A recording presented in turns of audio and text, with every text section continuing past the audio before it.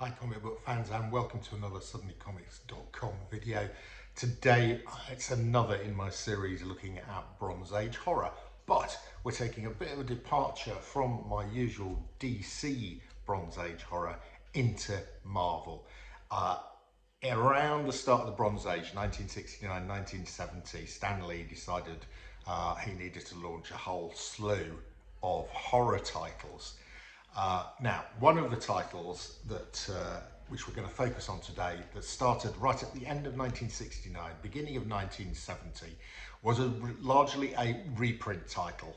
Well, it was a reprint title called Where Monsters Dwell, which ran from right at the start of 1970 through to 1975, had 38 issues, all of which were reprints of Tales to Astonish, Strange Tales, Astounding Tales. Anyway, reprints from all those sort of early monster titles from the early 1960s get reprinted in the early 1970s.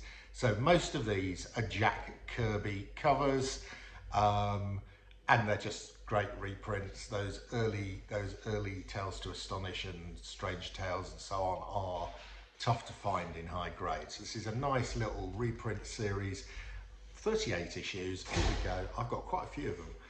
Issue 1. Very nice. I think this comes from something like Tales to Astonish issue 10 or something like that.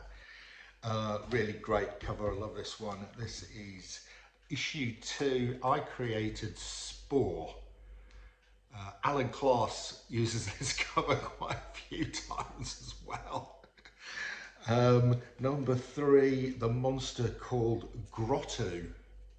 Fantastic Jack Kirby cover here. Just look at all the little people running around. They look so Kirby-like because he did do the original artwork. Where Monsters Dwell, number 4. I created the monster in my cellar. Issue number 5. I've got a good run of these. Taboo lives again. I think Taboo gets to appear a couple of times in this series. Number 6, of course, is a reprint of the first appearance of Groot.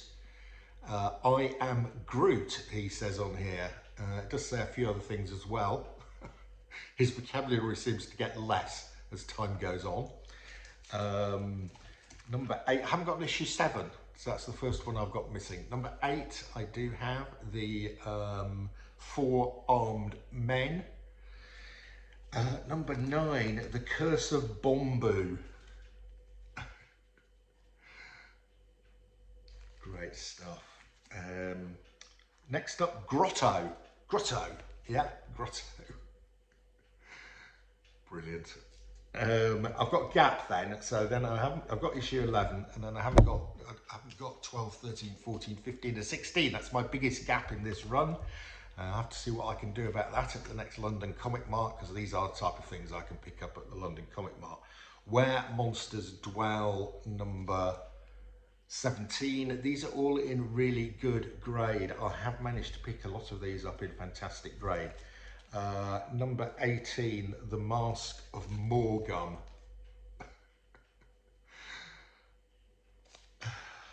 I imagine they sat around probably weekly going, what are we going to call this week's monster? Here we have Clag. Clag. I spelled with a K. Oh, here we go. Number 21. It's Fing Fang Foom. It's one of the better names. A bit better than Clag, isn't it? Fing Fang Foom. There he is. He's a sort of dragon character. Where Monsters Dwell, number 23. The Monster Waits for Me. It's a sort of panel cover. Now, again, as I have with DC, where I pick up a copy in Scent's version and I pick a copy up in Penn's version, I keep them both, okay?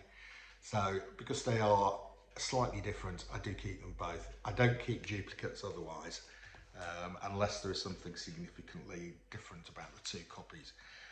Where Monsters Dwell 24, I was trapped by the things on Easter Island. There we go. Issue 25, The Ruler of Earth. Okay, and we've got all those little all those little Kirby people climbing all over the monster there. A thing called Metallo. Another really nice condition. These are a mixture of pence and cents copies, mainly pence copies actually. Number 27, Grog is here. Good value for money at 6p. Number 30, the price has gone up, and we've got the thing in the black box.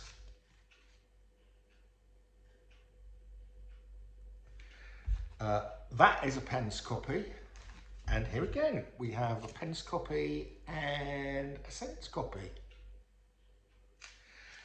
Number 31, a cents copy, Where Monsters Dwell. This is the Shadow. He's scared of his own shadow, not surprisingly.